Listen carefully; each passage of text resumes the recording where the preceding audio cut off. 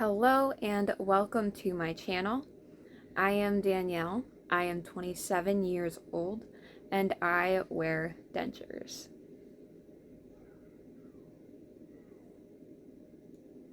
So the whole point of me starting any kind of a YouTube channel was not with the intentions specifically to ever share anything. It was exactly as I have it titled. It was to be my video denture diaries. And it was for me to be able to go back and look at the reality and the progress over time of what I've had to deal with before I got my dentures and my full mouth extractions, and be able to check myself emotionally and mentally when I find myself becoming uncertain of my decision. Sorry, I had to find the word. Because I know myself. And sometimes when I go in on something, I go in all or nothing. And this was a decision that had many years in the making, as you're about to find out. And now that I've finally done it, it's done. And this has always been a very sensitive subject for me because this is a situation I actually had to grow up with since birth. Many people get dentures at different ages for so many different reasons. It's unreal. One out of every 5 people that you meet is actually wearing some form of a denture, whether it be a partial, a bridge, anything like that, or even full sets of dentures, and you may never know. Now, my reason for getting dentures is when I was born without enamel.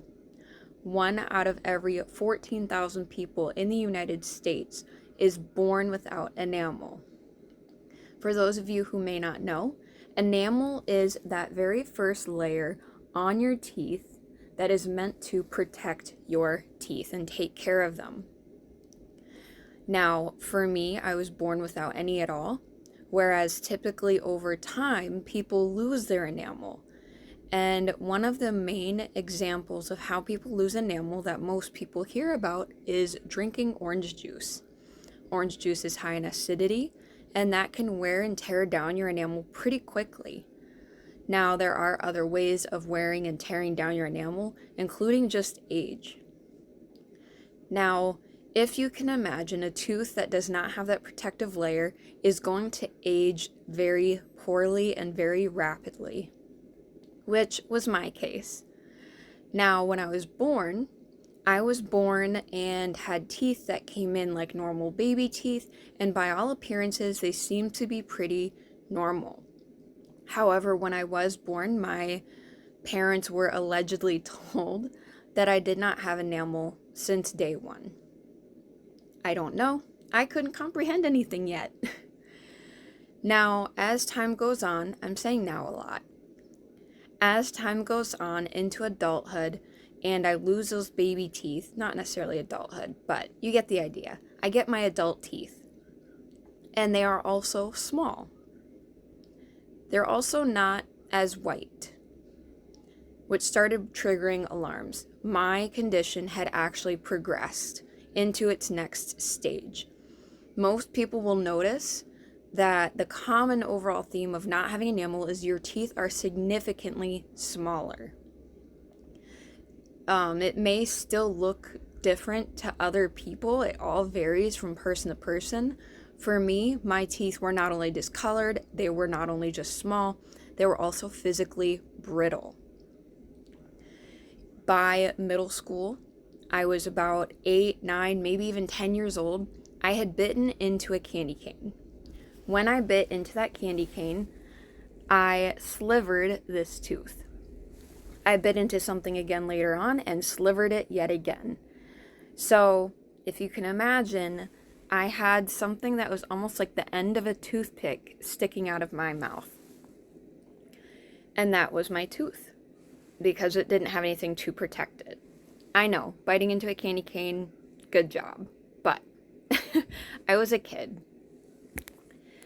So that was a flag for the dentists and pediatricians to start figuring out what are we going to do.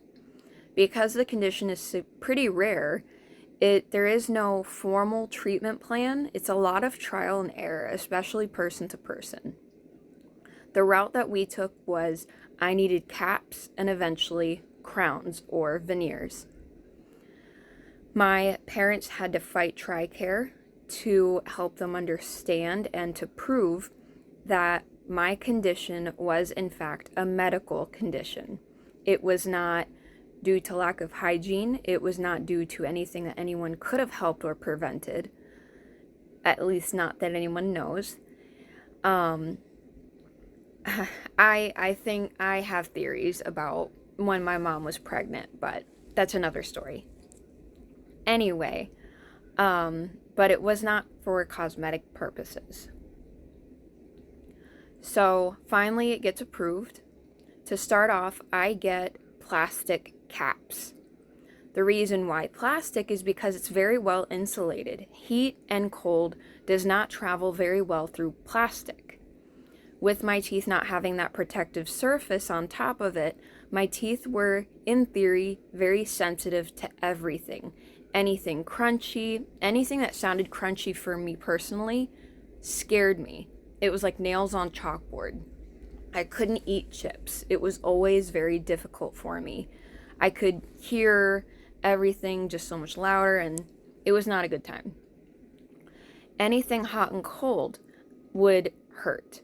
Hot, not so much, but cold absolutely shot pain straight into my head in all directions. And anything sweet would hurt as well. So, I also needed the temporary plastic caps because I was only in middle school at the time. My face was not fully developed yet.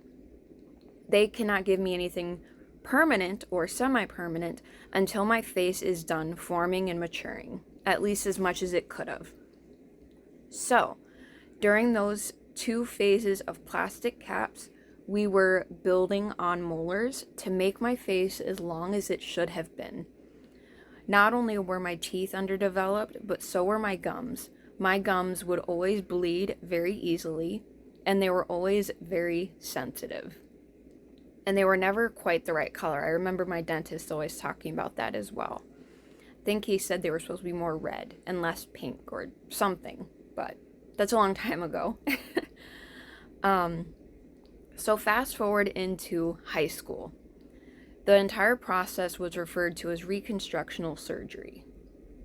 So in high school, I was going to be having my permanent porcelain crowns set. My face had lengthened quite a bit. It wasn't as small and round. Still to this day rings true. And that is because of the teeth being developed, or the crowns being developed, and much bigger than what I had been dealing with previously. So I get those, and I'm very happy. I was able to function. It was pretty normal. People were able to tell at school that I looked different. I would not tell them what was different because I didn't want to talk about it. But I got a lot of compliments from there on in, which was pretty nice. Now, fast forward again to later on in adulthood, well after high school.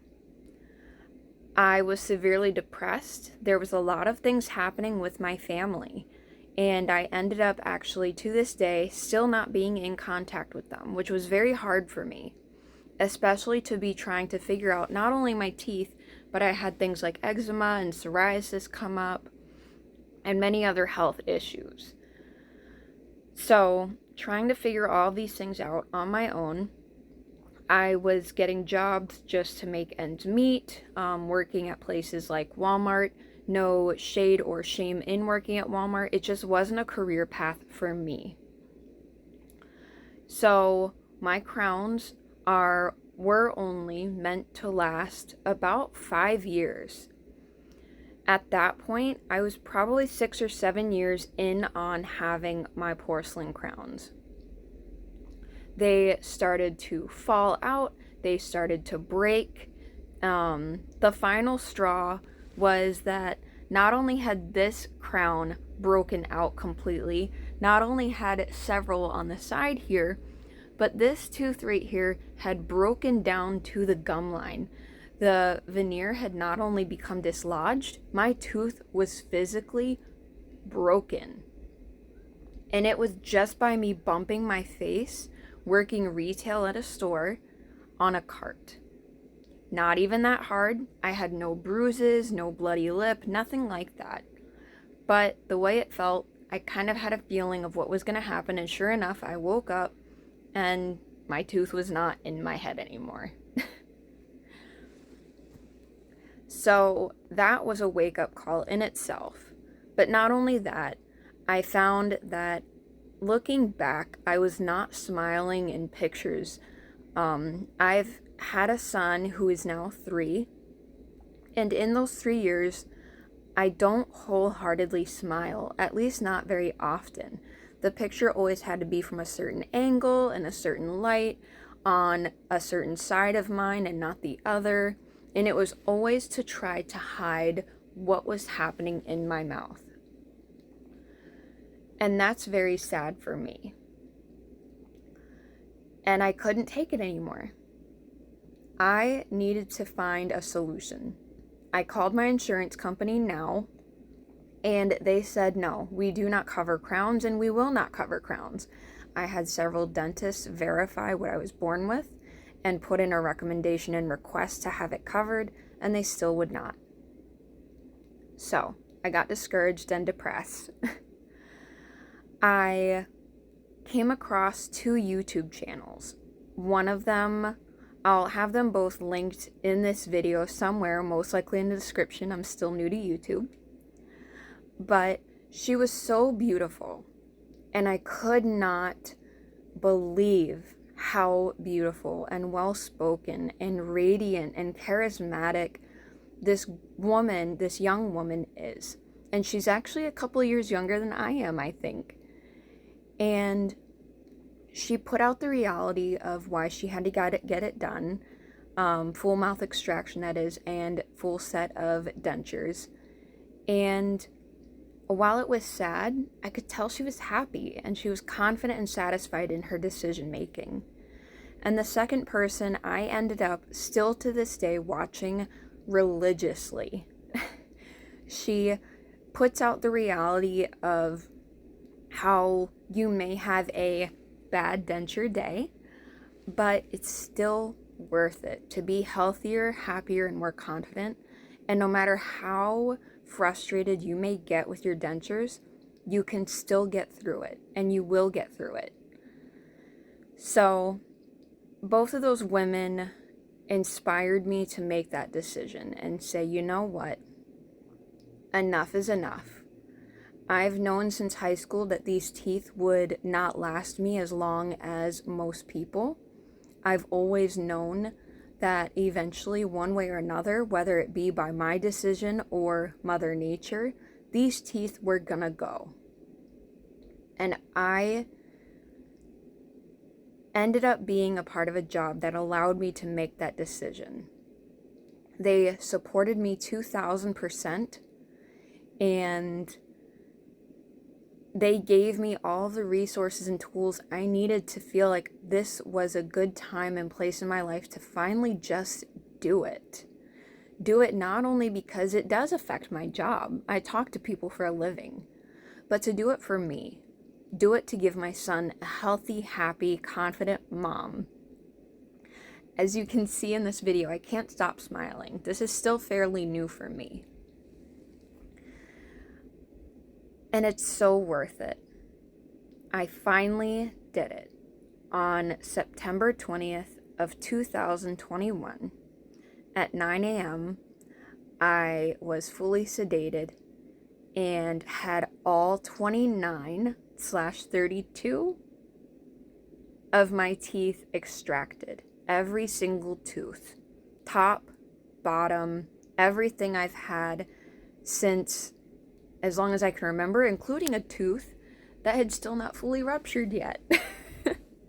So, And then my immediate dentures were set into place during that time, before I even woke up. I have to say that everyone that I've seen so far has said the same. The extraction is actually the easiest part. Going in, my office ended up taking me back fairly quickly, and the entire time that I was sitting in the chair, they didn't leave much time for me to sit and think and wonder too much and too hard. They did not allow my anxiety to get up too high before I ended up being put to sleep very quickly. And it was a matter of I was saying one thing, and then I felt my face start to get heavy, and then it was 4, 3, 2, I'm asleep. It was that fast. The hardest part was after I had left. After I had left, getting a hold of my prescription painkillers to help me was taking a little bit longer than anticipated, and I was in immense pain. I was happy, but in a lot of pain. That's another story for another time. So, fast forward again to today. Today it's now past midnight. It is now October 5th. I cannot wear my bottom denture for a couple reasons. On this Wednesday, I'm supposed to be getting it adjusted so that it doesn't push so hard here on the side of my jaw, and it can go down all the way.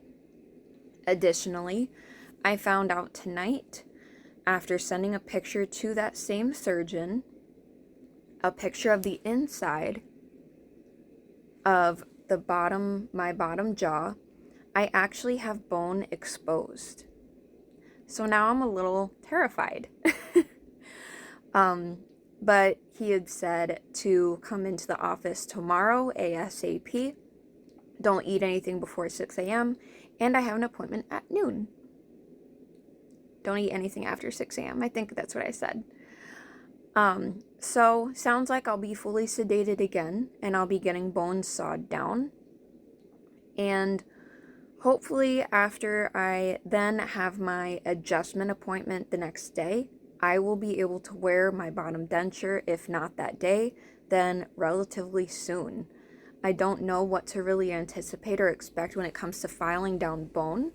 I've heard about it, and in all my research that I've done so far before having my teeth even extracted, it doesn't sound like it's too uncommon, along with things like bone chips / bone spurs, or I believe there's another word for it, but I'm just not thinking of it.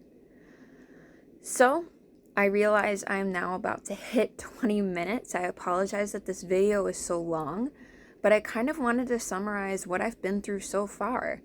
And I can go back and make additional videos throughout my updates. I did do diary updates all the way throughout. However, they're all about 30 minutes long. And I didn't want to do all of that. And a lot of them I got very emotional, and I don't really want to have that be the first thing uploaded to my denture channel. Well, I might end up talking about more than just dentures, but right now that's kind of where I'm headed. So the intention behind my channel, in case you haven't noticed, is after watching those two women, I want to add my story out there to the denture community and help people see and understand that it doesn't have to be such a terrible frame of mind when you look at this. It's a second chance. So, give the video a like, leave a comment, and let me know what you think. And if you would like to see more videos from me in the future, please subscribe. I'll talk to you later.